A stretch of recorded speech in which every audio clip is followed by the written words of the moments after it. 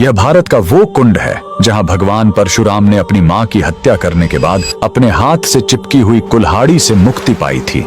यह कहानी है महान ऋषि जमदग्नि और उनकी पत्नी पतिव्रता रेणुका की। कहते हैं रेणुका हर दिन नदी से कच्चे घड़े में पानी लाती थी और उनके सतीत्व के बल से वह घड़ा टूटता नहीं था। उनके 5 पुत्र थे जिनमें सबसे छोटे थे विष्णु अवतार परशुराम। एक दिन रेणुका ने नदी में कुछ गंधर्वों स्वर्ग के संगीतकार को जल क्रीड़ा करते देखा। उन्हें देखकर एक पल के लिए उनका मन मोह में पड़ गया और उसी क्षण उनके सतीत्व का बल टूटा और कच्चा घड़ा टूट गया। जब वो आश्रम लौटी तो ऋषि जमदग्नि ने अपने योग्य बल से जान लिया कि उनका मन भटक गया था। वो इतने क्रोधित हुए कि उन्होंने अपने पुत्रों को आज्ञा दी, अपनी मां का वध कर दो। जब चारों बड़े भाइयों ने मना कर दिया तो क्रोधित पिता ने उन्हें तुरंत पत्थर बन जाने का श्राप दे दिया। इसके बाद परशुराम ने पिता की आज्ञा को अपना धर्म समझा। उन्होंने भारी मन से अपनी कुल्हाड़ी उठाई और अपनी ही मां का सिर धड़ से अलग कर दिया। उनकी आज्ञाकारिता से प्रसन्न होकर जमदग्नि ने वरदान मांगने को कहा। परशुराम ने तुरंत अपनी मां को फिर से जीवित करने और साथ ही पत्थर बन चुके अपने चारों भाइयों को भी मुक्त करने का वर मांग लिया। सब फिर से जीवित हो गए, मानो कुछ हुआ ही ना हो। लेकिन कहानी यहीं खत्म नहीं हुई।